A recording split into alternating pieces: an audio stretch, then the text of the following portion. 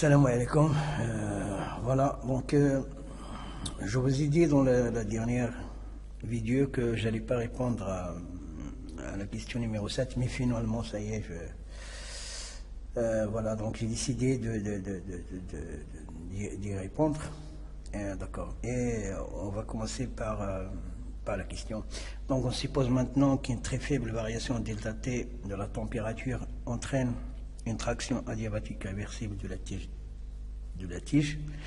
de delta F, déterminer delta T en fonction de x0, lambda, CF et delta F.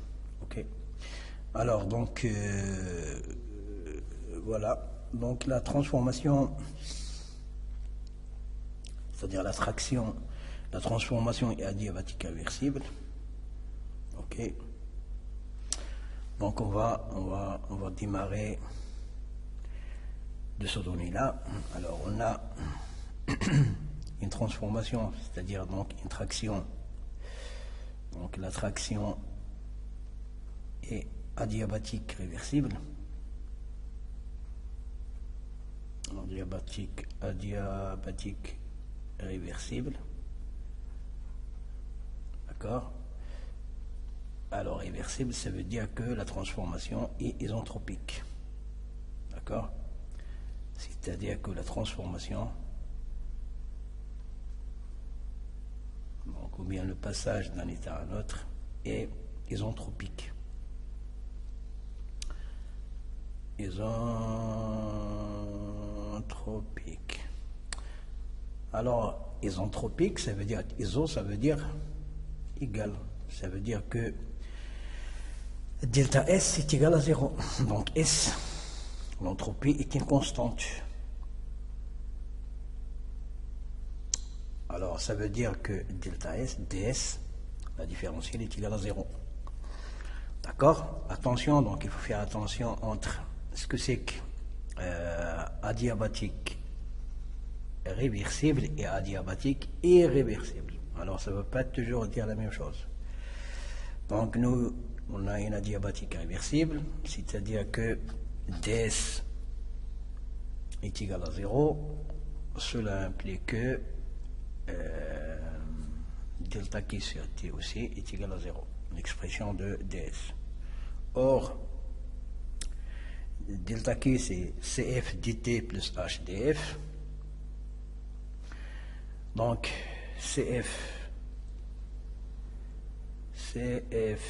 dt CAT plus H CAT df est égal à 0. Ok. Alors H, on vient de le calculer. H c'est déjà 2x0 lambda t. Donc je vais remplacer H par sa valeur. CF dt CAT plus 2x0 lambda t sur t df est égal à 0. Simplification. Le t et le t vont se simplifier. Et je vais faire diviser le tout par CF. Donc je vais diviser ici par CF et ici par CF.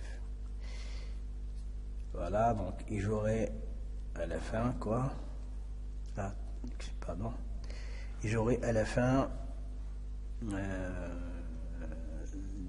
dt CAT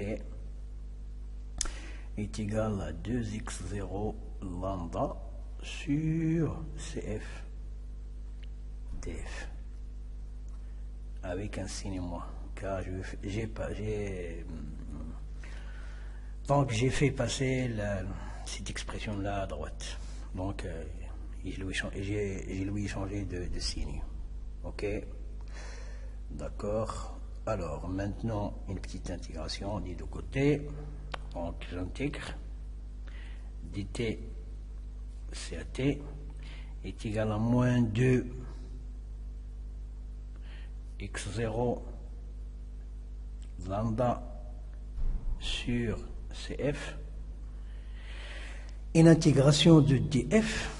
Alors, grand if ici, non pas petit if. Donc, je vais rectifier.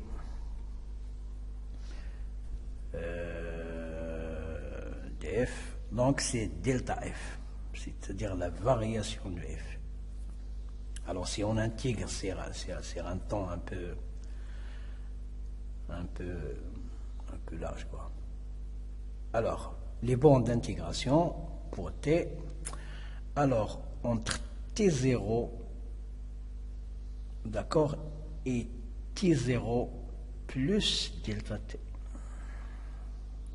lors d'une transformation delta T, donc les bornes d'intégration seront comprises entre T0 et T0 plus delta T. D'accord? Alors,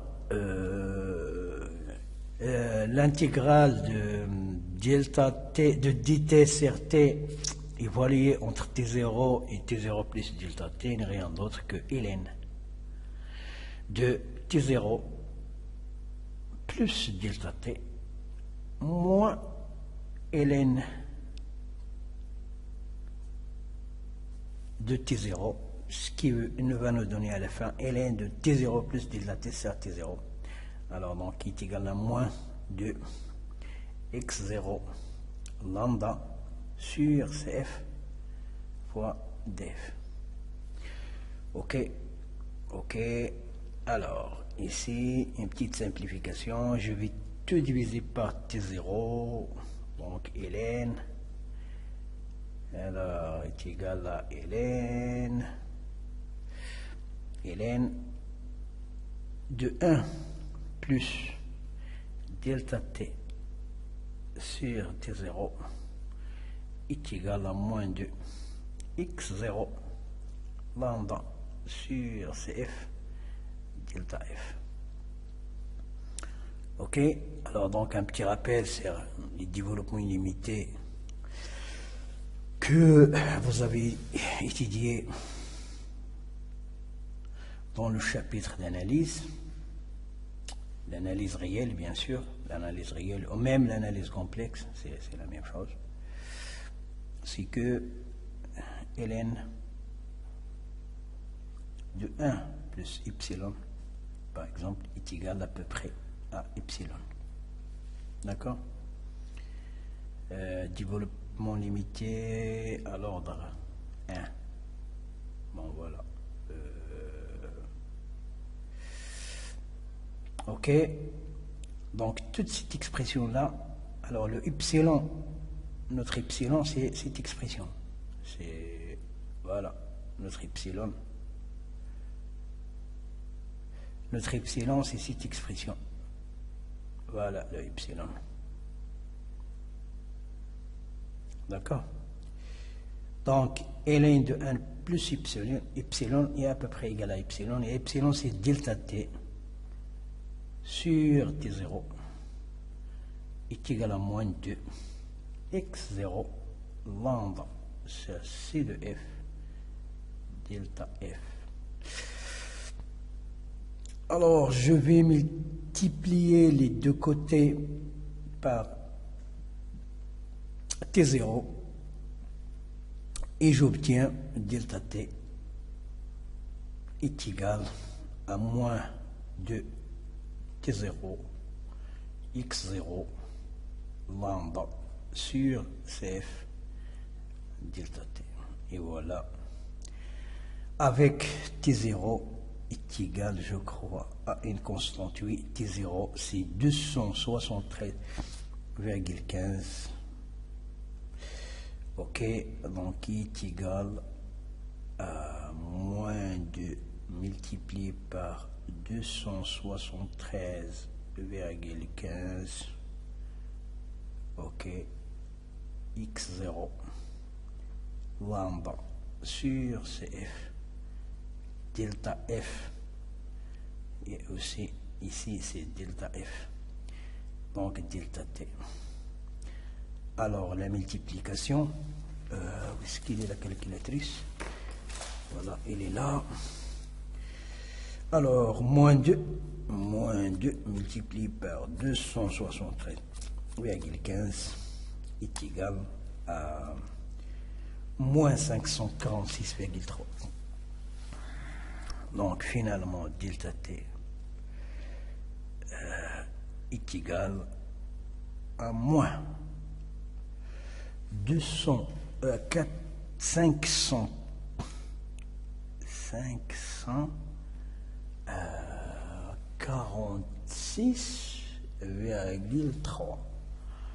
546,3 multiplié par x0 lambda sur CF, ok, delta F.